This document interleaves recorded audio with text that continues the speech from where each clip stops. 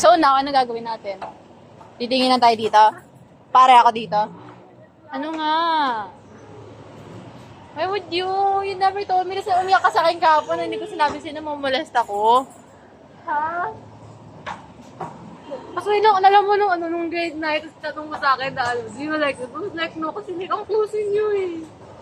Kaya si Seb laging pinapakuha ko ng damit Alam mo doon. ba?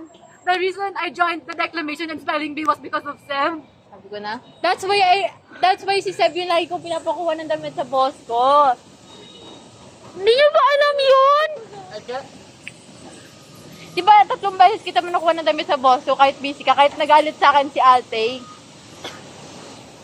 Kaya nagalit sa akin si Ate kasi bakit ko daw inutusan si Seb. You are my everything. Ano kayo ngayon, MU? I'm not very good. Ano kayo ngayon, MU?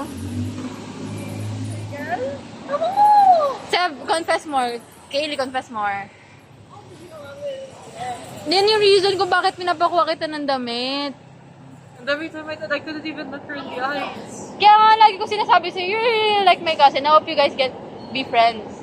Kaya sabi ko na lagi ko sinasabi sa'yo si Seb. Alam mo ba, ilang beses kita pinagmamalaki, ilang beses ko pinagmamalaki si Kaylee.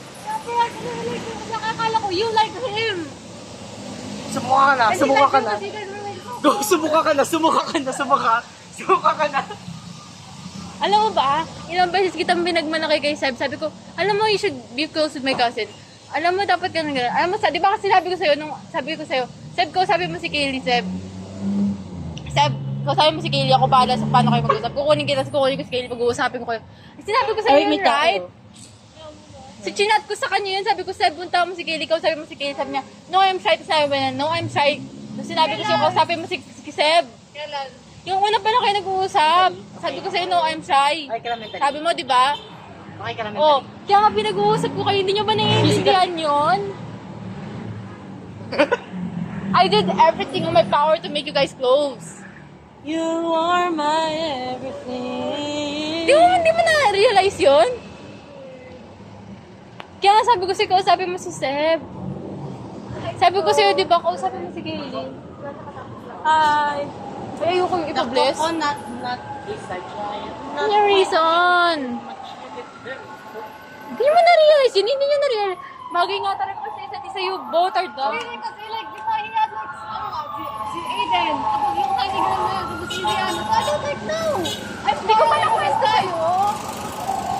You never told me. Oh, may kasalanan ka din pala eh. Pukin ang ina mo. Liga dito. Suntukan tayo. I won't pull any. I won't punch at all.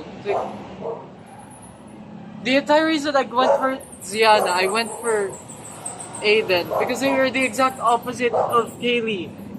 Because like, I'm sorry. Kaylee, madumi, oh. So that you would think, oh, like that's say, that's. Alam mo what I told her? If you are liking ano. Kami yung anak niyo. Ha? Alam mo ba, ilang beses ko na kayo pinipilit mag-meet. Ayaw mo makipagkita kay Seb. Alam mo lagi kita inaayang mag-SM noon kasi I wanted you to meet her. Yan na. May platonic na magulang na tayo. Like, Nanay, di ba, like, tatay. sabi ko, Seb, pwede ba ako sumama? Seb, sama ka. Di ba ayaw ni Sean? So, sabi ko, okay. Nagsama ka sa akin, Seb, ayaw ni Sean. That's the reason why kasi nagsama ko siya. I was going to let her join for you guys to be friends kasi yung interest niya nag-a-align. Sabi ko, oh my God, their interests align.